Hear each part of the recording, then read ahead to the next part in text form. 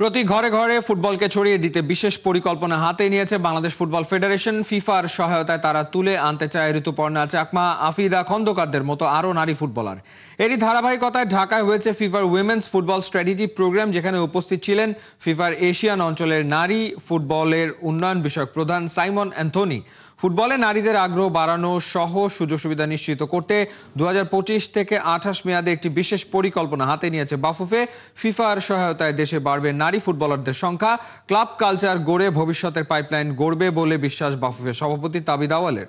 বর্তমানে সিন্স বাংলাদেশে কোনো নারী লিগ নাই, কোনো উইমেন্স ক্লাব কম্পিটিশন হয় না, যে জায়গাতে আমরা একটু সীমিত হয়ে গেছি ফুটবল নিয়ে। তাই আমাদের স্ট্র্যাটেজি একটা বড় অংশ হবে কিভাবে আমরা ক্লাব পর্যায়ে নারীদেরকে নিয়ে যেতে পারি, আলটিমেটলি পেশাদারিত্বতে যেন নারীদের আসতে পারে। কারণ ফুটবলে বর্তমানে ক্লাব না থাকাতে ফুল পেশা হিসেবে নারীরা ফুটবলটাকে এখনও বাছাই করতে পারছেন না।